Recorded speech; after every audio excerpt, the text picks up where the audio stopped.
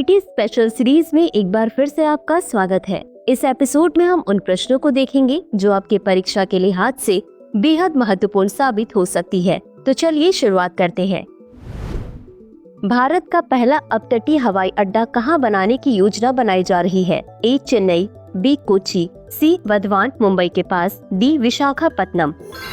इस प्रश्न का सही उत्तर है विकल्प सी, वर्धमान मुंबई के पास। चलिए देखते हैं इसके विश्लेषण को। यह अपतटीय हवाई अड्डा मुंबई के वर्धमान बंदरगाह के निकट एक मानव निर्मित द्वीप पर बनाया जाएगा।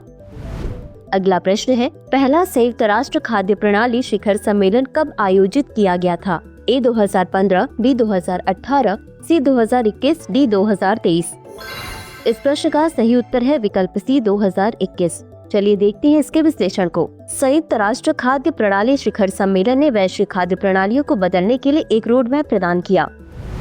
अगला प्रश्न है, किस संगठन ने निष्पक्ष वैश्वीकरण के लिए सामाजिक न्याय पर 2008 घोषणा को अपनाया? ए संयुक्त राष्ट्र विकास कार्यक्रम, बी अंतर्राष्ट्रीय श्रम संगठन, सी विश्व आर्थिक मंच, डी अंतर्राष्ट्रीय मुद्रा कोष। इस प्रश्न का सही उत्तर है विकल्प बी अंतर्राष्ट्रीय श्रम संगठन। चलिए देखते हैं इसके विश्लेषण को। अंतर्राष्ट्रीय श्रम संगठन ने वैश्विक अर्थव्यवस्था में निष्पक्ष श्रम प्रथाओं और सामाजिक न्याय को बढ़ावा देने के लिए इस घोषणा को अपनाया। अगला प्रश्न है, बैक्टीरियल सेल्यूलोज क्या है? ए एक सिंथेटिक बहुलक, बी बैक्टीरिया द्वारा उत्पादित एक प्राकृतिक बहुलक, सी एक कवक अर्क, डी पौधे से प्राप्त फाइबर। इस प्रश्न का सही उत्तर है विकल्प बी बैक्टीरिया द्वारा उत्पादित एक प्राकृतिक बहुलक। चलिए देखते हैं इसके विश्लेषण को। बैक्टीरियल सेल्यूलोज एक प्राकृतिक रूप से पाया जाने वाला बहुलक है जिसमें उच्च जल धारण क्षमता और संरचनात्मक स्थिरता होती है जो पौधों के उपचार में सहायक होता है। अगला प्रश्न है, किस कार्यक्रम के दौरान ब्लू वीजा की घोषणा की गई? ए विश्व सरकार शिखर सम्मेलन 2025, बी दुबई एक्सपो 2025, सी COP28, D UAE green economy forum. इस प्रश्न का सही उत्तर है विकल्प ए विश्व सरकार शिखर सम्मेलन 2025।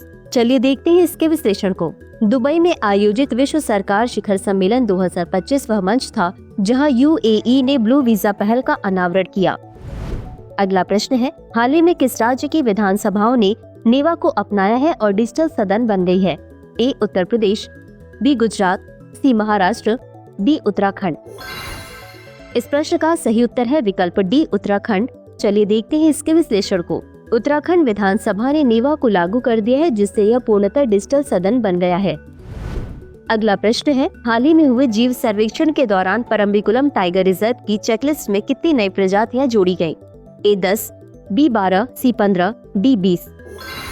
इस प्रश्न का सही उत्तर है विकल्प सी 15। चलिए देखते हैं इसके विश्लेषण को। जीव सर्वेक्षण ने परम्बिकुलम टाइगर रिजर्व की सूची में 15 नई प्रजातियों को शामिल किया जिनमें पक्षी, तितलियां और ओडोनेट्स शामिल हैं। अगला प्रश्न है, भारत में जल सुरक्षा प्राप्त करने का लक्ष्य वर्ष क्या है? ए 2030, बी 2040, सी 2047, डी 2050।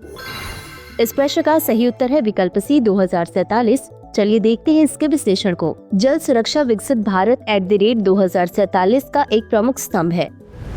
अगला प्रश्न है, पेरिस समझौते के प्रति अपनी प्रतिबद्धता के तहत भारत वर्तमान में क्या तैयारी कर रहा है? ए राष्ट्रीय स्तर पर निर्धारित योगदान, बी द्विवार्षिक पारदर्शिता रिपोर्ट, सी द्विवार्षिक अद्यतन रिपोर्ट, डी जलवायु कार्रवाई ढांचा। इस प्रश्न का सही उत्तर है विकल्प बी द्विवार्षिक पारदर्शिता रिपोर्ट या BTR। चलिए देखते हैं इसके विश्लेषण को। भारत 2015 पेरिस समझौते के तहत अपनी प्रतिबद्धता के अनुसार अपनी पहली द्विवार्षिक पारदर्शिता रिपोर्ट तैयार कर रहा है। अगला प्रश्न है, किस भारतीय राज्य से सशस्त्र बलों में शामिल होने के लिए रूस जाने वाले व्यक्तियों की संख्या सबसे अधिक दर्ज की गई? ए पंजाब, बी केरल, सी हरियाणा, डी उत्तर प्रदेश। इस प्रश्न का सही उत्तर है विकल्प ए पंजाब। चलिए देखते हैं इसके विश्लेषण को। विदेश मंत्रालय के अनुसार रूसी सशस्त्र बलों में शामिल होने वाले भारतीयों में सबसे अधिक संख्या पंजाब की थी। तो चलिए अंत में देखते हैं आज के अभ्यास प्रश्न को।